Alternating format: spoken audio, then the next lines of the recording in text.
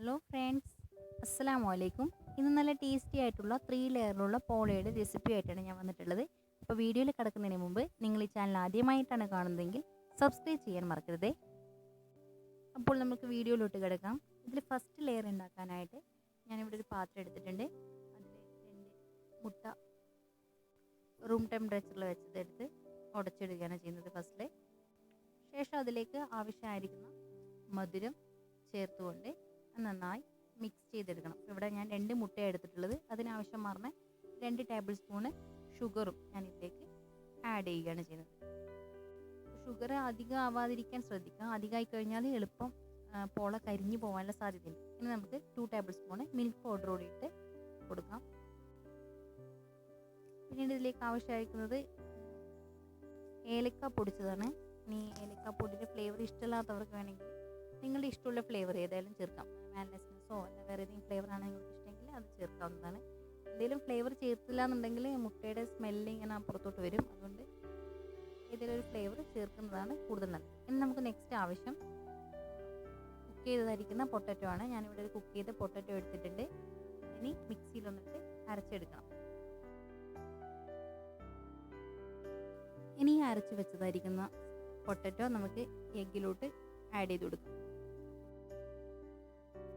ഞാനത് ഫുള്ളായും ഇതിൽ ചേർത്തിട്ടുണ്ട്.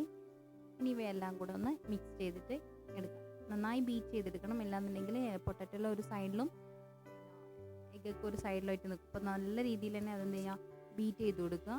ഒക്കെ മിക്സായെന്ന് ഉറപ്പായ ശേഷം ഒരു പാൻ വെക്കുക. ആ പാനിലോട്ട് ഇത് ഒഴിക്കാം.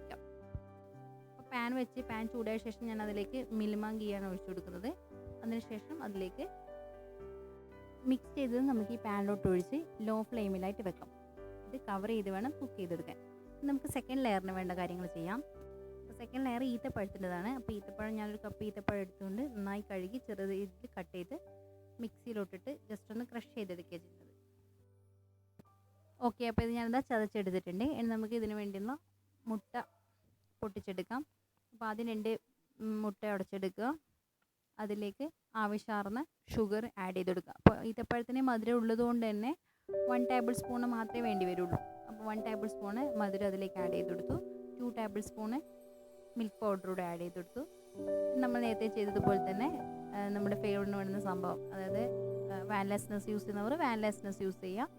ഞാനിവിടെ ഏലക്ക പൊടിച്ചതാണ് ചേർത്തത്. അതുകൊണ്ട് ഇതിലും ഏലക്ക പൊടി ചേർത്ത് കൊടുത്ത് നന്നായി മിക്സ് ചെയ്തെടുത്തു.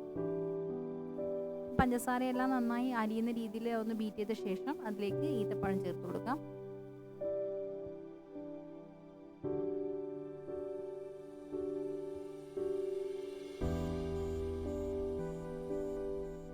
അത് നല്ല രീതിയിൽ എഗ്ഗുമായിട്ട് മിക്സ് ചെയ്യുന്ന രീതിയിൽ അതൊന്ന് ബീറ്റ് ചെയ്തെടുത്ത ശേഷം നമുക്ക് പാനിലോട്ട് ഒഴിച്ചു കൊടുക്കാം. അപ്പോൾ പാനിൽ ഒഴിക്കുമ്പോൾ ശ്രദ്ധിക്കേണ്ട കാര്യം എന്താണെന്ന് വെച്ച് കഴിഞ്ഞാൽ നമ്മൾ നേരത്തെ ഒഴിച്ച ലെയർ വെന്തോന്ന് ഉറപ്പ് വരുത്താം. അത് വേകാതെയാണ് ഒഴിക്കുന്നതെങ്കിൽ രണ്ടും കൂടെ മിക്സ് ചെയ്ത് വരും. അപ്പോൾ നമുക്ക് കട്ട് ചെയ്യുമ്പോൾ കറക്റ്റ് ലെയർ കിട്ടില്ല.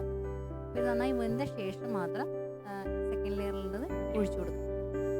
ദെൻ സ്റ്റെപ്പ് 3 വരുന്നത് ലാസ്റ്റ് ലെയർ, ഏറ്റവും ടോപ്പിലുള്ളത് ക്യാരറ്റിൻ്റെ ലെയറാണ്. അപ്പോൾ ഞാനിവിടെ ഗ്രേറ്റ് ചെയ്തതായിരിക്കുന്ന ക്യാരറ്റ് എടുത്തിട്ടുണ്ട്. ആ ക്യാരറ്റ് മിൽമ ഗീ ഉപയോഗിച്ച് നന്നായിട്ട് പാനിലിട്ട് വഴറ്റി എടുക്കുക ചെയ്യുന്നത്. ഇത് വഴറ്റി എടുക്കുന്ന ടൈമിൽ തന്നെ ഇതിലേക്ക് ആവശ്യമുള്ള ഷുഗർ കൂടെ ആഡ് ചെയ്ത് കൊടുക്കും. ഞാൻ 2 ടേബിൾ സ്പൂൺ ഷുഗർ എടുത്തിട്ടുണ്ട്. അത് ഇതിൻ്റെ കൂടെ ആഡ് ചെയ്ത് കൊടുത്ത് നല്ല രീതിയിൽ ഒന്ന് വഴറ്റിയെടുക്കുകയാണ്. ഇനി വഴറ്റിയെടുത്ത ശേഷം ഇതൊരു പാത്രത്തിലോട്ട് മാറ്റി നമുക്ക് തണിയാനായി മാറ്റി വെക്കണം. കാരണം ചൂടിനെ തന്നെ നമുക്കിത് മുട്ടയിലോട്ട് ഇടാൻ പറ്റില്ല. അപ്പോൾ അത് ചൂടാറുന്നതിനായിട്ട് ഒരു പാത്രത്തിലിട്ട് മാറ്റി വെക്കാം. വീണ്ടും നമ്മൾ സെയിം ഫസ്റ്റ് സെക്കൻഡ് ലെയറും ചെയ്തതുപോലെ ഒരു പാത്രം എടുക്കുക. അതിലേക്ക് 2 ടേബിൾ സ്പൂൺ മിൽക്ക് പൗഡർ എന്നിവ ചേർത്ത് കൊടുക്കുക. ഷുഗർ നമ്മൾ ഓൾറെഡി ആഡ് ചെയ്ത് കൊടുത്തല്ലോ, അതുകൊണ്ട് ഷുഗർ ഇനി ആഡ് ചെയ്യേണ്ട ആവശ്യമില്ല. മിൽക്ക് പൗഡർ കൂടി ഇട്ട് കൊടുത്ത് ആ ക്യാരറ്റ് അതിലോട്ട് ചേർക്കും. നമ്മൾ നേരത്തെ ചെയ്തതുപോലെ തന്നെ ഇവയെല്ലാം കൂടെ നല്ല രീതിയിൽ ഒന്നുകൂടെ ബീറ്റ് ചെയ്തെടുക്കുക. നല്ല രീതിയിൽ മിക്സായി വന്ന ശേഷം നമുക്കത് പാനിലോട്ട് ഒഴിക്കാം. അപ്പോൾ ഇത് നിങ്ങൾ ശ്രദ്ധിക്കേണ്ട കാര്യം എന്താണെന്ന് വെച്ച് കഴിഞ്ഞാൽ നമ്മൾ നേരത്തെ തയ്യാറാക്കി വെച്ചത് അവിടെ അടുപ്പിലിരിക്കുന്നതെന്നുള്ള കാര്യം ഓർമ്മ വേണം. ചുവട് കട്ടിയുള്ള പാത്രമാണെങ്കിൽ അത് കരിഞ്ഞൊന്നും പോകത്തില്ല. അതല്ലാതെ പാനാണ് നിങ്ങൾ യൂസ് ചെയ്യുന്നതെങ്കിൽ എളുപ്പം അത് കരിഞ്ഞു പോകേണ്ട സാധ്യതയുണ്ട്. അപ്പം അങ്ങനെയാണെങ്കിൽ നിങ്ങൾ ഫസ്റ്റിലെ ഈ 3 ലെയറിന് വേണ്ടുന്നതും ഓരോ പാത്രത്തിലാക്കി സെറ്റാക്കി വെച്ച ശേഷം മാത്രം ഫ്ലെയിം ഓൺ ചെയ്ത് വെക്കുക. പിന്നെ മുകളിൽ ഞാൻ ഡെക്കറേറ്റിന് വേണ്ടിയിട്ട് കുറച്ച് നട്ട്സൊക്കെ ഇട്ടിട്ടുണ്ട്.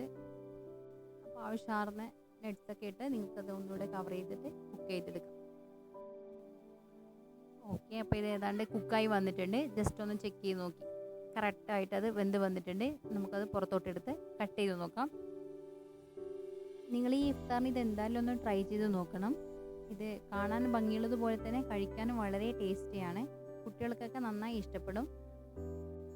കണ്ടില്ലേ, ഇത് 3 ലെയറിൽ കറക്റ്റായിട്ട് വന്നിട്ടുണ്ട്. അപ്പോൾ ഇത് നിങ്ങൾ എന്തായാലും ഒന്ന് ട്രൈ ചെയ്ത് നോക്കണം. നിങ്ങളുടെ ഫീഡ്ബാക്ക് എൻ്റെ കമൻറ്റ് ബോക്സിലൂടെ അറിയിക്കണം. നിങ്ങൾക്ക് എൻ്റെ ചാനൽ ഇഷ്ടമായാൽ സബ്സ്ക്രൈബ് ചെയ്യാൻ മറക്കരുത്. കൂടാതെ ഈ വീഡിയോ നിങ്ങളുടെ ഫ്രണ്ട്സ് കാണുന്നതിനായി നിങ്ങൾ ഷെയർ ചെയ്യുക. അടുത്ത വീഡിയോയിൽ കാണുന്നവരേക്കും ബൈ.